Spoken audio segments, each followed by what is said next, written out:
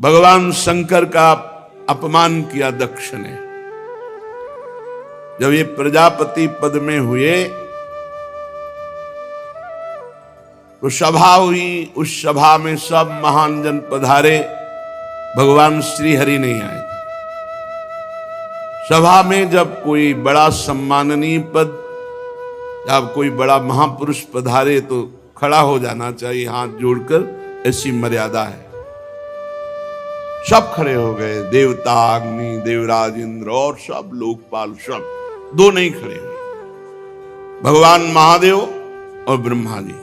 ब्रह्मा जी पर दृष्टि गई तो दक्ष ने हाथ जोड़कर प्रणाम किया, क्योंकि प्रजापतियों के परमपति परमेष्ठी पद पर विराजमान जगत के पिता हैं।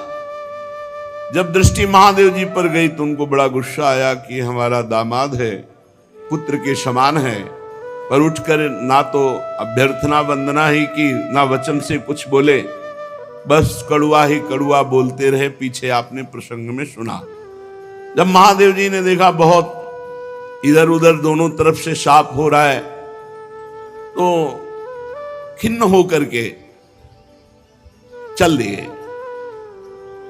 किंचित उद्विग्न मना युषानुगाह, अपने परिकर के साथ उद्विग्न होकर कि व्यर्थ का क्यों दक्ष ने इतना बड़ा शाप दे दिया, इधर से नंदिकेश्वर ने शाप दिया, व्यर्थ में। बहुत काल व्यतीत हो गया, वो भगवान शिव से बड़ा द्रोह करते थे दक्ष। यद्यपि उनकी लाडली सती जी भगवान शिव की अर्धांगिनी है, और भगवान शिव से द्रोह बढ़ता ही गया दक्ष के हृदय में। सदा विद्विष तोरेवम कालौ वै धीमानयो, उस द्वेष को वो बार बार चिंतन करके नया बढ़ाता गया। यही अविवेक है। विवेक का कार्य है तत्काल द्वेष का नाश करके, जो आपसे ना बोले, जो आपसे झगड़ा करे, जो आपसे द्वेष करे, उससे भी द्वेष का नाश करने के लिए नम्रता पूर्वक व्यवहार करो, तत्काल नष्ट हो जाएगा द्वेष। पर वो बहुत समय तक द्वेष करता रहा। जब कोई महापुरुष से द्वेष करे और उसकी उन्नति हो तो जान लेना ये उन्नति नहीं है, ये उसको ऊपर चढ़ाकर पटकने के लिए व्यवस्था की गई। उसी समय ब्रह्मा जी ने प्रजापति तो पहले ही बना दिया था, प्रजापतियों का अधिपति बना दिया। प्रजापति नाम सर्वेशा माधिपत्य स्मयो भवत, और बढ़ा दिया, समस्त प्रजापतियों का अधिपति। अब तो और अहंकार बढ़ गया। भगवान शंकर को नीचा दिखाने के लिए ब्रह्म ऋषियों को निमंत्रण दिया और वाजपेय यज्ञ किया, बिल्कुल शिव का भाग नहीं दिया। फिर बृहस्पति शव नामक बहुत बड़ा यज्ञ है ये। जब इस यज्ञ को अनुष्ठान में बड़े बड़े ऋषियों को निमंत्रण, सब भगवत स्वरूपों को निमंत्रण, लेकिन भगवान शंकर के यहां कोई निमंत्रण नहीं, यज्ञ में कोई भाग नहीं। यज्ञ उत्सव में सभी ब्रह्म ऋषि, देव ऋषि, पितर, देवता आदि अपनी अपनी पत्नियों के साथ पधारे। सबका विधिवत स्वागत किया दक्ष ने। खास बात यहां थी कि जो और बहनें थी सती जी की, तो कैलाश के ऊपर ही से विमान से चर्चा करते हुए जा रही थी।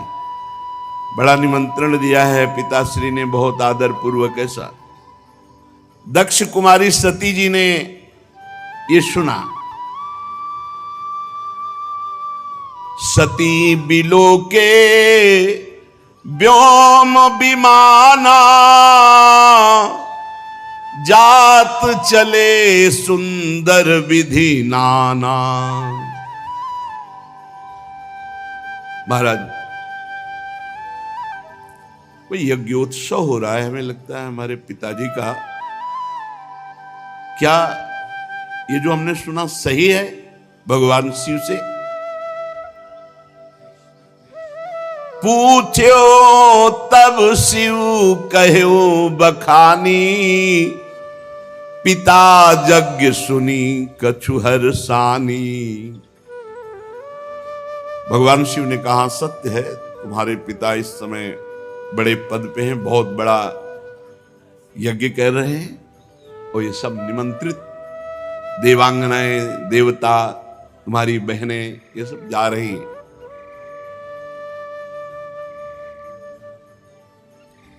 आप प्रभु मेरी भी इच्छा हो रही, मैं भी जाऊं। जो महेशु मोहिया यसु देही, कछु दिन जाई रहो मिसिए। यदि भगवान शिव की आज्ञा हो तो मैं भी उत्सव में सम्मिलित हो जाऊं, वहां जाके दर्शन करूं। पिता भवन उत्सव परम, जो प्रभु आयसु होई, तो मैं जाऊं कृपायतन, सादर देखन सोई। यदि स्वामी का करुणा में प्रभु का आदेश हो तो मेरे पिताजी के यहां बड़ा उत्सव हो रहा है, आपने ही अभी बताया, तो मैं जाऊं, उस उत्सव में सम्मिलित हो जाऊं। क्योंकि जानती भगवान शिव जाएंगे नहीं, बहुत बड़ा द्वेष मानते हैं दक्ष। तो अपने हृदय से वो इतना प्रियता है माता में, पिता में, कि अम्बा जी कहती है यदि आपका आदेश हो तो मैं जाऊं। अपने स्वामी, अपने प्रीतम से जो द्वेष करता है, अपमान करता है, निंदा करता है, साप दे दिया, अब प्रधानता प्रियतम की होनी चाहिए या पिता पक्ष की। भगवान शंकर ने कहा, कहेहु नीक मोरेहु मन भावा, यह अनुचित नहीं नेवत पठावा। ठीक कह रहे हो, मुझे भी अच्छा लग रहा है, अपने पिता के यहां जाना चाहिए, पर उन्होंने निमंत्रण नहीं दिया। सबको विश्व में निमंत्रण दिया है, पर हमें निमंत्रण नहीं दिया। ब्रह्म सभा हमसन दुख माना, तेहि ते अजहु करहि अपमाना। ब्रह्म सभा में एक बार तब से लेकर अभी तक वो द्वेष ही द्वेष कर रहे हैं और अपमान करते जा रहे हैं। जो बिनु बोले जाहु भवानी, राही न सीलु स्नेहु न कानी। मुझे लगता है कि बिना बुलाए तुम्हें जाना नहीं चाहिए, नहीं तो तुम्हारा सील, स्नेह, शांति, मान, मर्यादा सब भंग हो जाएगी। नहीं जाना चाहिए। तो अंबा जी ने भगवान शिव की तरफ प्रश्नवाचक दृष्टि से देखा। महाराज, सारी बात तो आपकी ही है, यदि आप खड़े हो जाते तो मेरे पिता क्यों नाराज होते और ये समस्या ही ना बनती। भगवान शंकर ने कहा, तुयोदितम शोभनमेव शोभने, अनाहुता अप्यभियंति बंधुषु। सुंदरी, तुम कह सकती हो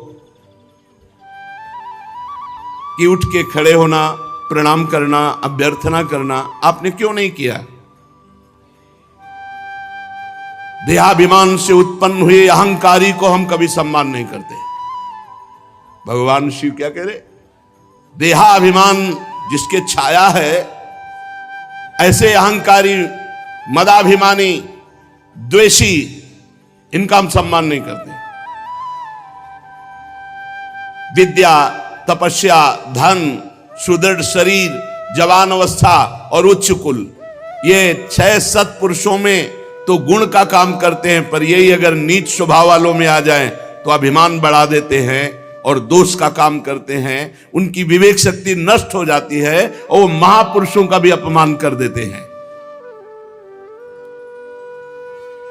इसी से जिन्हें तुम अपना बांधव समझ रही हो, वो हमें शत्रु समझ रहे हैं, तुम्हें नहीं जाना चाहिए।